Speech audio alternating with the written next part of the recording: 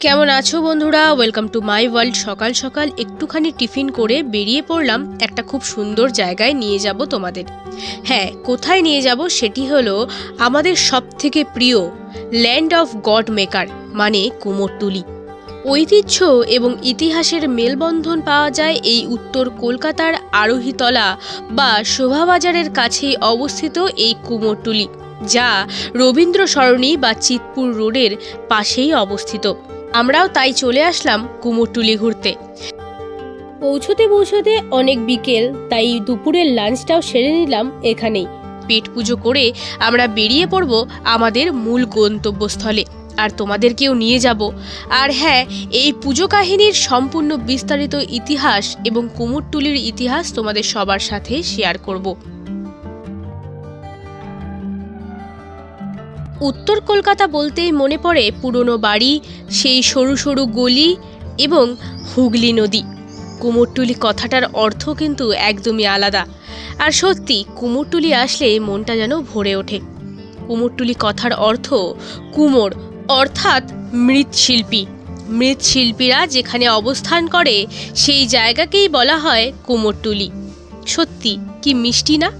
যাই হোক, আনুমানিক 350 থেকে 400 বছর আগে, আনুমানিক 1690 সালে মাত্র 30 জনকে নিয়ে বাংলায় পদার্পণ করেছিলেন এই সুতানুটি অঞ্চলে ব্রিটিশ শাসকদেরই একজন জোপ চার্নক। এবং 1698 সালে জমিদার সুবর্ণ রায়চৌধুরীর কাছে তিনি সুতানুটি, গোবিন্দপুর এবং কলিকাতা এই 3টি অঞ্চলকে নিয়েই ইস্ট ইন্ডিয়া কোম্পানি গঠন করেছিলেন।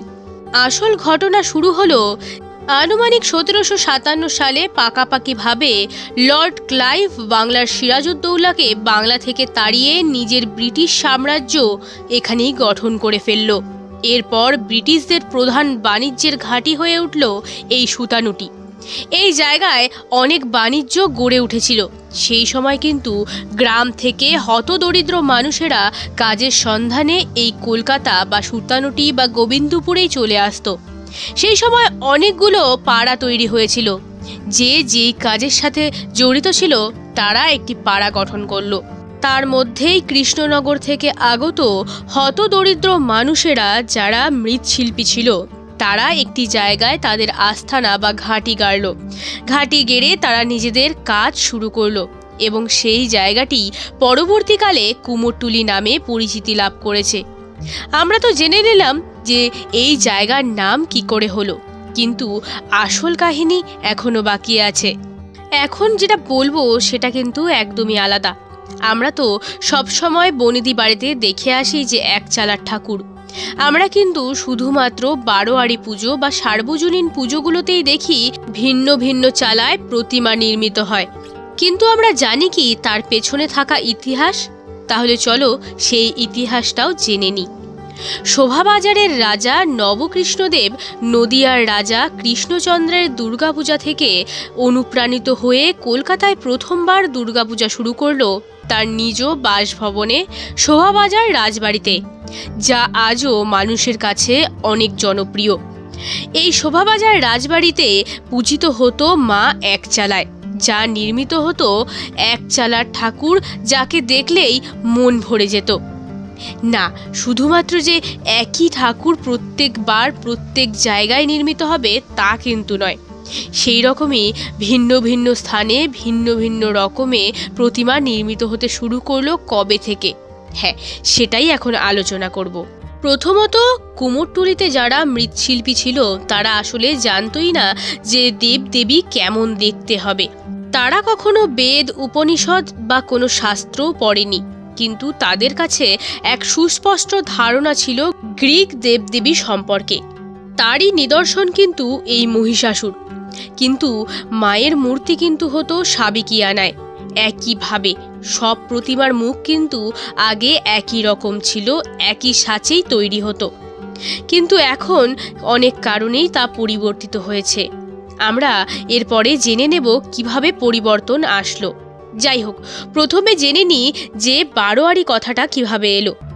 গুপ্তিপাড়ায় 12 জন বন্ধু মিলে যে দুর্গাপূজা শুরু করেছিল সেই থেকেই নাম হলো বারোয়ারি, কিন্তু কালের নিয়মে তা পরিবর্তিত হয়ে সার্বজনীন কথাটাই বেশি উল্লেখ করা হয়, আর মানুষের মুখে এখন এটাই বেশি চলে।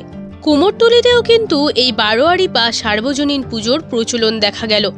শুধুমাত্র যে জমিদাররাই দুর্গাপূজা করবে তা কিন্তু নয়, কালের নিয়মে তারও পরিবর্তন ঘটে। সব জমিদার বাড়িতে দুর্গা ঠাকুর হতো এক চালায়। 1938 সালে কুমোরটুলিতে দুর্গাপূজার আমন্ত্রিত ছিলেন চিফ গেস্ট হিসেবে সুভাষচন্দ্র বসু। সে সময় কুমোরটুলি সার্বজনীন দুর্গাপূজায় সভাপতি হিসেবে সুভাষচন্দ্র বসুকে তার তরুণরা অনেক অনুরোধ করেছিল এবং সেই সময় তিনি সভাপতি পদে নিযুক্তও ছিলেন।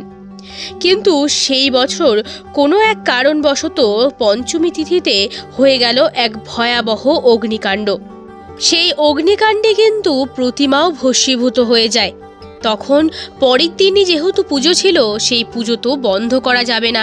সেই সময় তরুণরা মিলে এবং সুভাষচন্দ্র বসুর তত্ত্বাবধানে তৈরি হলো এক রাতের মধ্যেই ভিন্ন ভিন্ন চালায় দুর্গা প্রতিমা।